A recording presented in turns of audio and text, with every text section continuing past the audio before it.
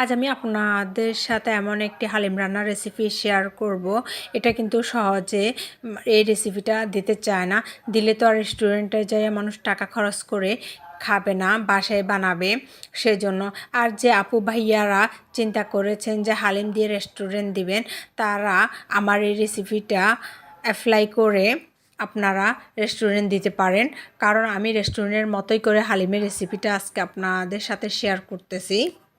এখানে আমি ফুটানো গরম পানিতে 1 কাপ পরিমাণ বেসন, মুগ ডাল, মসুর ডাল, মাসকলাই ডাল এবং কি ছোলার ডাল আর সুগন্ধি চাউল 1 কাপ পরিমাণ নিয়ে আমি ব্লেন্ডারে হালকা গুঁড়ো করে এবং কি গরম পানিতে দিয়ে মেখে আধা ঘন্টার জন্য আমি রেস্টে রেখে দিব।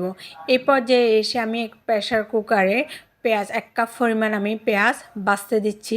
আমি এই রান্নাটা সরিষার তেল দিয়ে করব। সরিষার তেল দিয়ে করলে একটা স্মেল আসে, এটা খেতে ভালো লাগে। আপনাদের যদি সরিষার তেল দিয়ে খেতে অসুবিধা হয় তাহলে আপনারা সাদা তেল ব্যবহার করতে পারেন।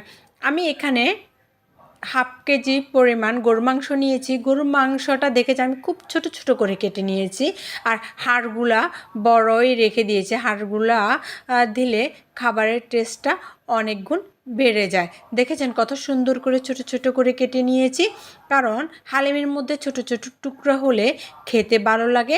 কারণ প্রত্যেক চামচে যদি 1 পিস করে মাংস যায় তখন খেতে অনেক ভালো লাগে। এই পাকে আমি বাদামি রং করে পেঁয়াজটা ভেজে নিয়েছি। এই পেঁয়াজের ভিতর আমি একটু 1 চামচ ঘি দিয়ে এবং 1 চামচ চিনি দিয়ে মেখে রেখে দিব। আমি পেঁয়াজটা বাদামি রং হওয়ার পরে আমি মাংসটা দিয়ে দিচ্ছি। মাংসটা দিয়ে আমি নাড়াচাড়া করে নিচ্ছি ভালো করে।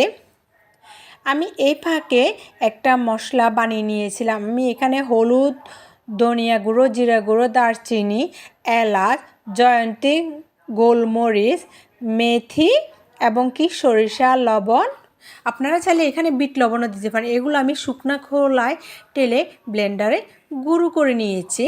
এই গুঁড়োটা আমি 12 চামচের মতো চায়ের চামচে দিয়ে দিব। এখানে আমার 12 চামচ ছিল, এটা আমি দিয়ে দেবো। আপনারা এগুলা বানিয়ে একটা বক্সে রেখে দিবেন।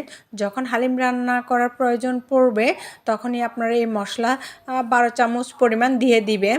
যদি আপনি হাফ কেজি পরিমাণ হালিম রান্না করেন আর 1 কেজির জন্য তার ডাবল দিবেন। আমি পাশের চুলায় গরম পানি ফুটিয়ে নিয়েছি, কারণ মশলা আর মাংস ভালো করে কষানো না হলে হালিমটা ভালোভাবে রান্না হবে না আর খেতেও ভালো লাগবে না। আমি প্রেসার কুকারে ঢাকনা দিয়ে 4 থেকে 5টা সিসি আসা পর্যন্ত অপেক্ষা করব। ততক্ষণে আমার মাংসটা সিদ্ধ হয়ে আসবে। আপনার বাসায় এরকম করে বাসায় বানিয়ে একবার খাবেন, দেখবেন যে যারাই খাবে তারাই পরবর্তীতে আপনাকে বলবে যে বারবার করে বানাতে, আর তারা রেস্টুরেন্টে যেতে চাইবে না। কারণ রেস্টুরেন্টে গেলে আপনাকে কিন্তু পরিপূর্ণ, আপনি ভালো লাগলেও ওনাদেরকে যদি যখন বলবেন তখন আপনাকে একবারও বলবে না যে হালিমের রেসিপিটা বলবে না। কারণ ওদের ঘনত্ব এবং ঝোলটা কেন ঘন হয় আপনারা সেটা তো আর জানেন না। আসলে এখানে বেসন ব্যবহার করা হয়, সেজন্য ঘন হয়। আমার মাংসটা দেখেছেন কীরকম সিদ্ধ হয়ে আসছে, একদম সিদ্ধ হয়ে গেছে। সিদ্ধ হওয়ার পরে আমি ডালটা দিব। ডালটা দিয়ে আমি ভালো করে নাড়াচাড়া করে দিব, কারণ যেন গুটি গুটি ডালগুলা যেন না থাকে, থাকলে খাওয়ার সময় মুখে লাগলে ভালো লাগবে না। আপনারা চাইলে ভিজানো ডালটাকে ব্লেন্ডারে ব্লেন্ড করে দিতে পারেন। আমি ডালটা দিয়ে এবং কি আগে থেকে ভিজিয়ে রাখা ডালগুলা দিয়ে আমি আরেকটা সিসি মারিয়ে নিয়েছি।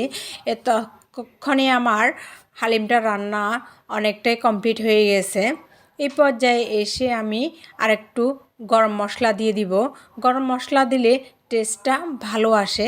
এই মশলাগুলো আপনারা বিভিন্ন সুপার শপে পেয়ে যাবেন।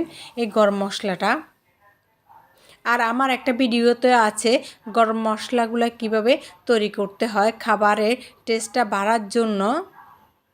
এই মশলাগুলা অনেক কার্যকরী। দেখেছেন আমার হালিমের কালার এবং ঘনত্ব কত সুন্দর হয়েছে। আর আমার রেসিপিগুলো যদি আপনাদের ভালো লাগে তাহলে আমার চ্যানেলটিকে সাবস্ক্রাইব করবেন, লাইক দিবেন, বেল বাটনটি অল করে দিবেন। আমার হালিমটা দেখেছেন কালার যেমন সুন্দর হয়েছে, এটা খেতেও অনেক মজা।